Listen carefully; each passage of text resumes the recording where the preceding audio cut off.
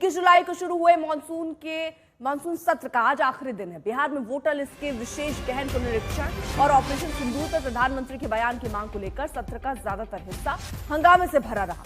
आज आखिरी दिन भी हंगामे के आसार हैं। आज उन 3 बिलों पर फिर से हंगामे के आसार हैं जो कल गृह मंत्री अमित शाह ने पेश किए। इस बिल में यह प्रावधान है कि 5 साल या ज्यादा सजा के मामले में अगर प्रधानमंत्री, सीएम या मंत्री लगातार 30 दिन तक गिरफ्तार रहते हैं तो उनकी कुर्सी चली जाएगी।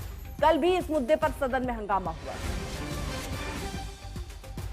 This government is hell-bent on creating a police state. This bill opens the door for political misuse.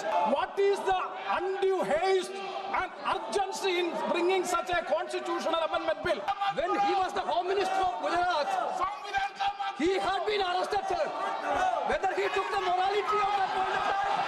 मैं तो इस्तीफा देकर गया था और मैं तो चाहता हूँ कि ये नैतिकता के मूल्य बढ़े। हम ऐसे निर्लज्ज नहीं हो सकते। This bill is to threaten the people like Nitish Kumar and Chandrababu Naidu. अपनी पार्टी, अपने नेता आदरणीय अखिलेश जी की ओर से पुरजोर विरोध करता हूँ। Tomorrow you can put any kind of case on a chief minister and put him in jail for 30, have him arrested for 30 days without even him being convicted, and then he ceases to be chief minister. It's there plain for everybody to see.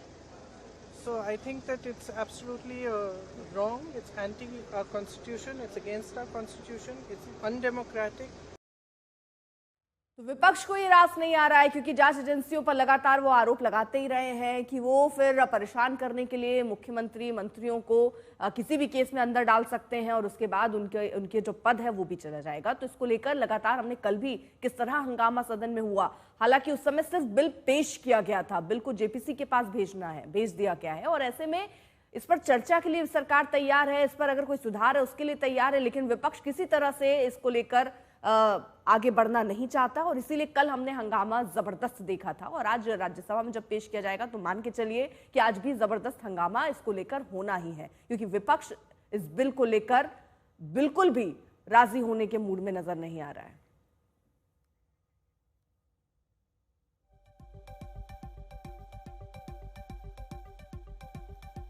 Himanshu Mishra हमारे साथ हमारे सहयोगी और जानकारी के साथ जुड़ चुके हैं। हिमांशु, अब ये एक ऐसा मुद्दा है जिस पर कोई विपक्ष आम सहमति तो बनाने वाला नहीं है, जेपीसी में भेज तो दिया गया है, किस तरह के सुधार की मांग हो सकती है? देखिए, जब आप बिल को स्वीकार नहीं कर रहे तो सुधार तो दूर की बात हो गई।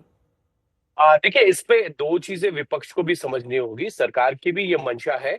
सरकार ये चाहती है कि इस बिल पर जो है विपक्ष एक्सपोज हो जाए। जिस तरीके से दिल्ली के अंदर आपने देखा होगा, अरविंद केजरीवाल जब जेल गए या मनीष सिसोदिया जब गए या तमिलनाडु के एक और मंत्री जो है जब वो जेल गए तो उन्होंने अपने मंत्री पद से इस्तीफा नहीं दिया। दिल्ली तब भी जो है केंद्र सरकार इस बिल को लेके आने चाहती थी, लेकिन तब नहीं लेके आई। उनको तब ये मैसेज जाता कि वो सिर्फ आम आदमी पार्टी के खिलाफ ये जो है बिल लेके आ रही है। अब सरकार जिस तरीके से बिल को लेके आई है, विपक्ष इसका विरोध कर रहा है, लेकिन विपक्ष को ये भी मालूम है कि संविधान में संशोधन यानी कॉन्स्टिट्यूशन में अमेंडमेंट के लिए जो है दोनों ही सदनों में जो है 2/3 मेजोरिटी जो है वो चाहिए होती है, जो सदन के अंदर 50% से ज्यादा की उपस्थिति में चाहिए होती है। तो ये विपक्ष को भी मालूम है कि 2/3 मेजोरिटी सरकार के पास दोनों सदनों में नहीं है।